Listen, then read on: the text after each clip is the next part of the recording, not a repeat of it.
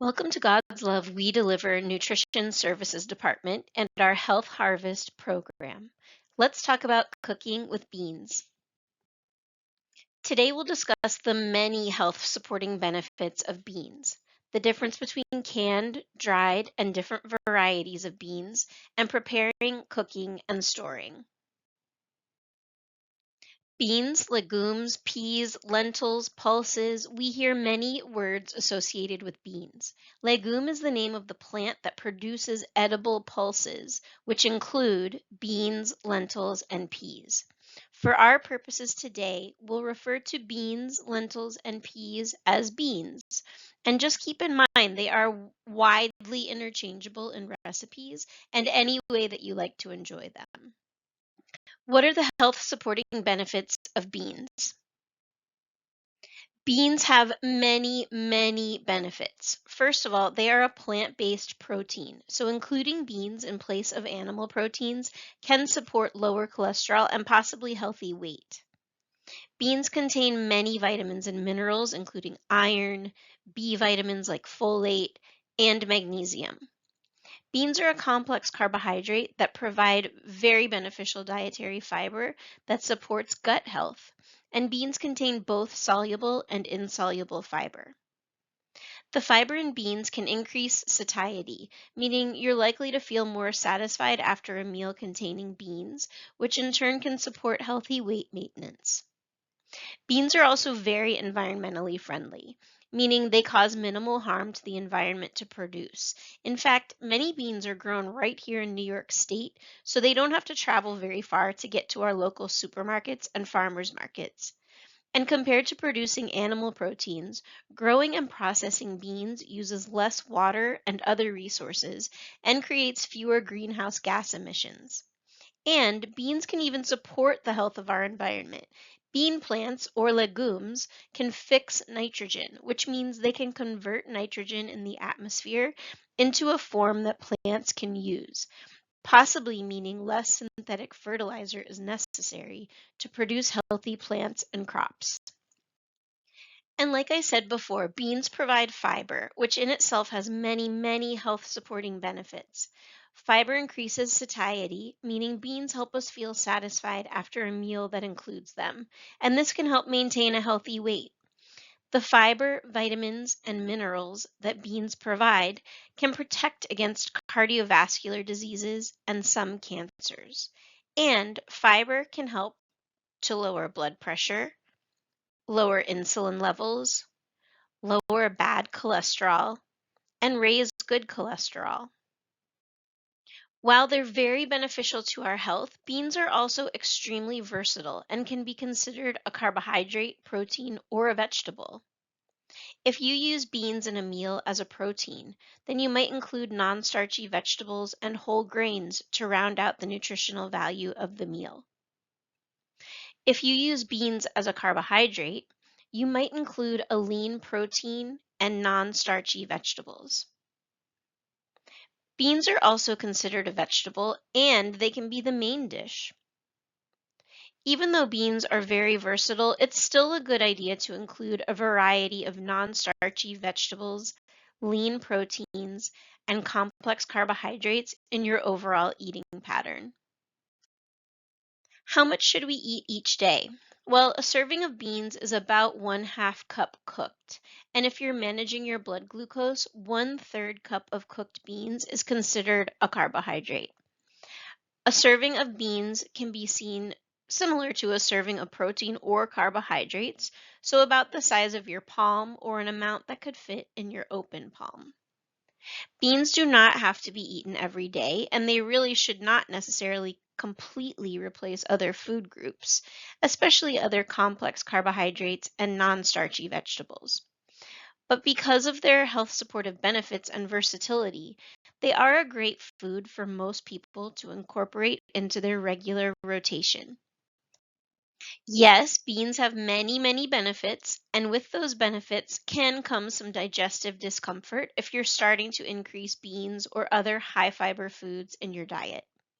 We recommend increasing beans or other fiber rich foods into your diet gradually. The gas some of us experience after eating beans is produced when gut bacteria breaks down the carbohydrates, specifically one called raffinose, in beans and other fiber rich foods, sometimes causing bloating or discomfort. The gas caused by digesting beans can vary from person to person or from bean to bean. You may find you tolerate some beans or fiber rich foods better than others. It's also helpful to make sure you're drinking enough water throughout the day, which helps the fiber move through the digestive system. And the gas and bloating will most likely decrease as the body gets used to the fiber. As we discussed, soaking dried beans overnight may also help reduce gas because it's basically starting the digestion process outside of the body. Herbs and spices may help. Many cultures use herbs and spices or seaweed in their bean cooking water to help reduce gas.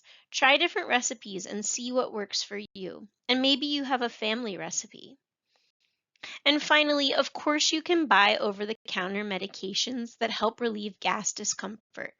Just check with your doctor before trying something new because they may interfere with prescription medications that you're already taking.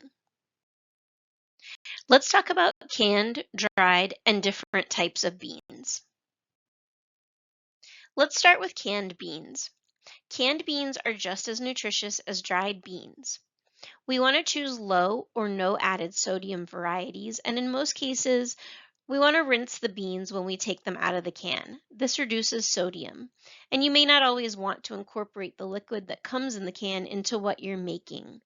That liquid basically adds starch that could thicken a dish if that's what you're looking for. Canned beans are already cooked and ready to eat right out of the can.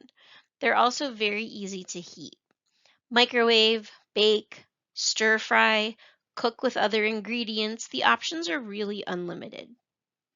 And canned beans are pretty fabulous as long as the can is not opened or damaged and it's stored properly, like in a cabinet at average home temperatures. Canned beans can last for years. I think it's usually recommended to try to use them within 5 years, but this probably has more to do with quality than safety. And canned beans can be an inexpensive option and they can be purchased in bulk. Dried beans take a few additional steps to properly prepare, but the results of cooking with dried beans can be very rewarding. Dried beans are just the uncooked dried bean. There's no added sodium. Dried beans usually need to be soaked and can take a range of time to cook, depending on the bean. For example, red lentils don't require soaking and can cook in as little as 5 minutes, where kidney beans may take hours to soak and then an hour or two to cook. If you find that you enjoy cooking with dried beans, soaking and cooking times are basically hands off, so you can find ways to incorporate this into your schedule. More on this later. And dried beans are generally less expensive than canned beans. They're shelf stable for up to 2 to 3 years. And again, this is more for quality than any safety concerns. And dried beans are widely available in bulk. There are many types of beans, peas, and lentils. This slide only shows a few. The varieties listed in orange are frequently grown right here in New York State. If you have a garden, you can grow your own beans. And maybe you do, or maybe you grew up growing beans or have a family member who did. Preparing and cooking beans. Starting with canned beans, as we discussed, canned beans are ready to pop open and eat or heat. Once you open the beans, discard the can and refrigerate leftover beans in an airtight container and eat within 3 days. Canned beans also freeze very well. Rinse and drain the beans and put them in an airtight container or freezer bag and cover them with water. Use these beans within 6 months. If you're storing leftovers that contain beans and other ingredients, follow the usual storage guidelines for refrigerating or freezing leftovers. You can learn more about this in our Safe Cooking webinar and video. Dried beans should be sorted to remove any large debris. For instance, there can sometimes be small stones in a bag of beans, so you don't want to accidentally bite into one.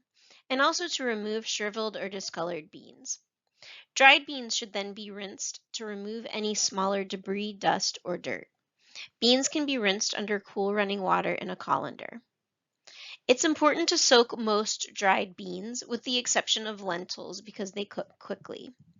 We want to soak beans for several reasons. To start to break down the starches and thick skins to make them easier to digest, and to help the beans cook more quickly and uniformly. There are two methods for soaking beans. One is quick and one takes more time. We'll go into detail about this in the next slides. And finally, the beans are ready to be cooked. As we mentioned, it's important to soak beans for several reasons. To start to break down the starches and thick skins to make them easier to digest, and to help the beans cook more quickly and evenly. For the quick soak method, put beans in a pot and cover with water. If your diet allows, you can add a pinch of salt. Bring the water to a boil, then remove the pot from heat and let the beans soak for about an hour. Then you're ready to cook. If you're not ready to cook your soaked beans, you can put the beans covered in water in a sealed container and store it in the refrigerator for up to a week. Change the water daily until you're ready to cook the beans. You can also freeze soaked beans. Just drain and store in an airtight container for up to 6 months. The longer method has some advantages. Even though the beans soak for longer, the process is really hands-off, and the beans may cook more quickly and evenly and may even be easier to digest. To soak dried beans overnight, add them to a large bowl or pot, cover with enough water that it's twice as deep as the beans. This is because the beans will absorb the water during soaking and will at least double in size. And again, if your diet allows, you can add a pinch of salt at this point. Cover the container and let the beans soak from 4 to 24 hours. You want to give the beans enough time to soak, but longer than 24 hours may make them waterlogged or affect their flavor, and they may start to ferment, and at that point, they should not be used. After soaking the beans, they're ready to cook. And the same as for the quick soak method, if you're not ready to cook your soaked beans, you can put the beans covered in water in a sealed container in the refrigerator for about a week. Again, you want to change the water daily until you're ready to cook the beans. You can also freeze cooked beans. Just drain and store in an airtight container for up to 6 months. To cook dried beans, once the beans are soaked, you can use the soaking water or new water, but make sure you use about 3 cups of water per 1 cup beans. Put the beans and water in a large pot, bring the water to a boil, cover, and reduce heat and simmer. Check periodically to see if the beans are cooked. Different beans take different amounts of time to cook. You can look on the package for instructions, you can look online, or follow a recipe. But ultimately, you'll need to check the beans until they're done to your desired texture. Beans are also great in a pressure cooker. Just follow the manufacturer instructions. Salt, spices, or fats like oil can be added to beans and cooking water towards the beginning of the process, and try low sodium broth instead of cooking water. And acids like lemon juice or tomatoes should be added toward the end of the cooking process so they don't interfere with the beans cooking. You can also add cooked meat at the beginning of the cooking process to add flavor, but the power of beans is in their plant-based nutrition. Enjoying and storing. Dried beans can be cooked in batches and frozen. Allow them to cool completely after cooking, and store in an airtight container in the refrigerator and use within 3 days. To freeze, store the beans with some liquid in an airtight container in the freezer for up to 3 months. And now some beanspiration. Beans are so versatile and add a starchy texture and some flavor, but they're generally mild enough to take on other flavors they're cooked with. Examples are hummus and dips. Beans can be enjoyed cold or hot, alone, or mixed into almost any dish. Add them to salads, soups, stews, chili, roast beans for a crunchy snack or a garnish. You can make bean burgers or bean meatballs or falafel. You can use in place of meat in almost any dish like tacos, burritos, or chili. Bean flours can be used for baking. Black bean brownies have the added benefits of protein and fiber. And beans are used in basically every cuisine and work with any seasonings or flavors. Don't forget to use green beans, wax beans, edamame.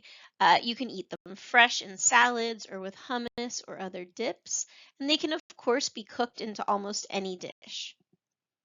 Beans are used in tofu, which is soy milk curds, in tempeh, which is made from fermented soybeans, in seitan, made from wheat gluten, which is actually a good sub for chicken texture. All of these are widely available in supermarkets, are very versatile, easy to use. Just check if they're already flavored, that you're not choosing products that are very high in sodium. Use beans for a classic bean dip. Mash edamame or soybeans and add lemon. Or make or buy hummus and dip whole wheat pita or crackers or veggies for a nutritious snack. Beans are used across the world in bean soups like minestrone, in chili, and lentils are used in endless stews and dals. Don't forget dessert. Beans' starchy texture, neutral flavor, and nutrient density make them ideal for incorporating into desserts. Here we see those black bean brownies, classic mooncakes with red bean paste, and even ice cream. So try a few new beans, see what works for you, and enjoy them in good health.